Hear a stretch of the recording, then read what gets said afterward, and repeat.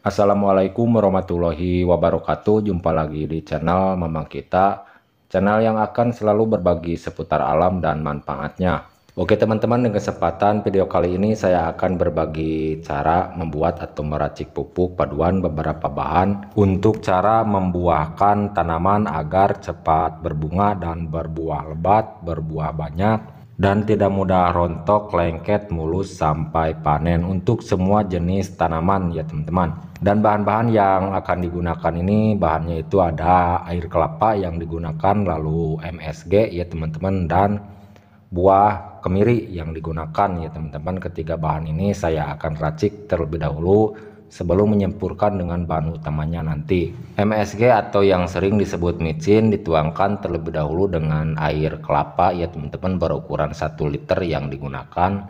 Jadi kedua bahan ini dilarutkan terlebih dahulu, lalu akan saya olah lagi menggunakan paduan beberapa bahan ya teman-teman. Bungkus kecil berukuran 30 gram dari MSG-nya. Boleh mau menggunakan merek apa saja, mau Ajinomoto, mau Miwon, mau Sasa boleh. Yang penting yang digunakan MSG ya teman-teman.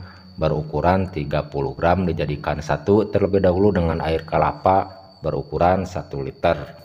Nah, lalu setelah ini ya teman-teman, di sini saya akan mempersiapkan bahan yang berikutnya. Dan bahan yang digunakannya itu buah kemiri ya teman-teman. 5 biji yang digunakan. Lalu di sini saya akan menghaluskan terlebih dahulu.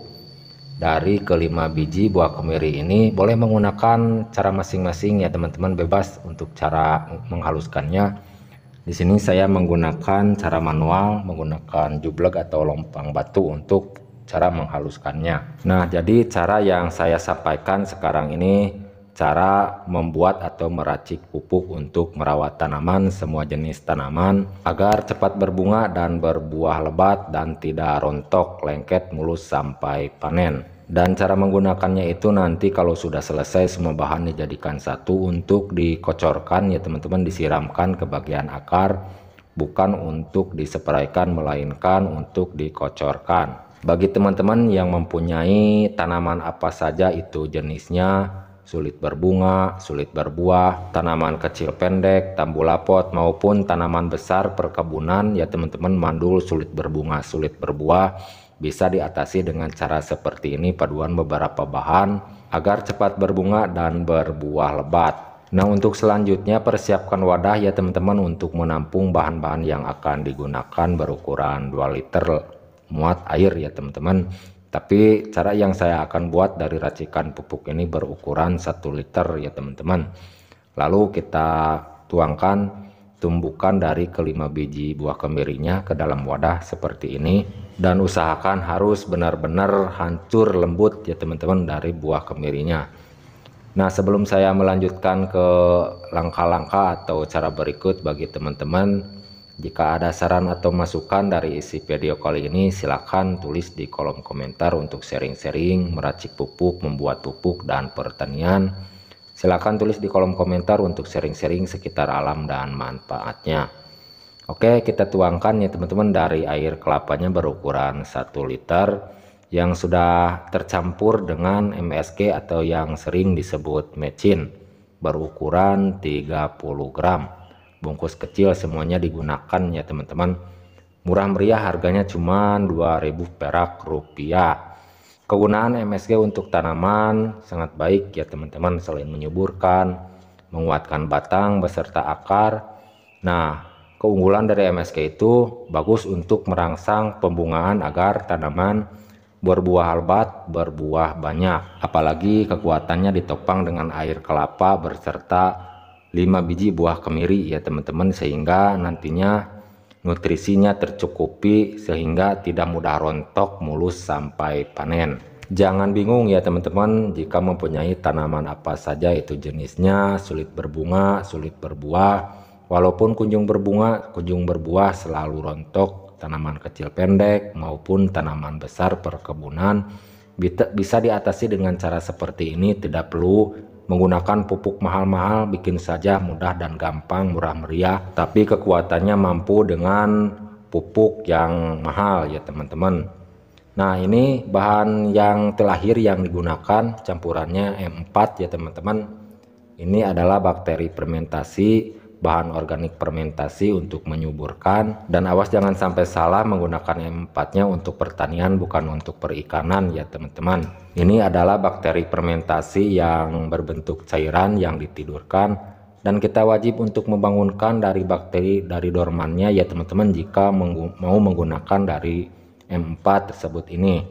Caranya berbeda-beda, ada yang menggunakan molase atau tetes tebu, lalu gula pasir atau gula aren, gula merah ya teman-teman. Kita gunakan satu tutup botolnya saja, jangan banyak-banyak dikarenakan cara pembuatannya skala kecil untuk beberapa tanaman ya teman-teman, berukuran 1 liter. Jadi cukup menggunakan satu tutup botolnya saja. Dikarenakan bahan yang digunakan campurannya itu menggunakan air kelapa ya teman-teman. Jadi tidak perlu menggunakan molase, tetes tebu, gula pasir, gula merah ya teman-teman, dikarenakan air kelapa mengandung gula.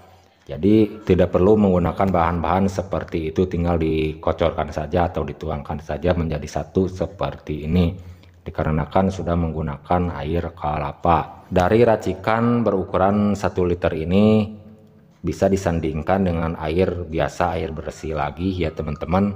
Kalau sudah selesai dengan tahap fermentasi selama 20 hari, disandingkan dengan air 15 liter ya teman-teman dari 1 liter ini. Dan jangan lupa sebelum digunakan itu difermentasi selama 20 hari atau 15 hari menggunakan wadah yang ada tutupnya. Bebas mau menggunakan wadah apa saja, yang penting ada tutupnya, seperti ember, botol air mineral bekas contohnya ya teman-teman. Dituangkan dari racikan berukuran 1 liter ini, lalu tutup rapat, simpan di tempat yang teduh. Nah, kalau sudah selesai dengan tahap fermentasi selama 20 hari atau 15 hari, langsung saja dilarutkan atau disandingkan dengan air berukuran 15 liter dari 1 liter racikan pupuk ini. Dituangkan menjadi satu, usahakan harus tercampur merata, larut ya teman-teman, langsung saja siap digunakan, dipupukkan, disiramkan ke tanaman yang mau kita pupuk, tanaman apa saja itu jenisnya. Yang penting cara menggunakannya itu dengan rutin saja ya teman-teman, 10 hari sekali pengocorannya dari racikan pupuk ini. Pengalaman saya yang pernah saya coba menggunakan dengan rutin dengan cara seperti ini, tanaman langsung berbunga dan berbuah lebat setelah disiram atau dikocor dengan pupuk ini ya teman-teman, kecil pendek maupun tanaman yang besar. Oke teman-teman, sekian penyampaian dari saya, semoga bermanfaat. Mohon maaf jika ada salah kata-kata. Sampai jumpa di lain video. Assalamualaikum warahmatullahi wabarakatuh.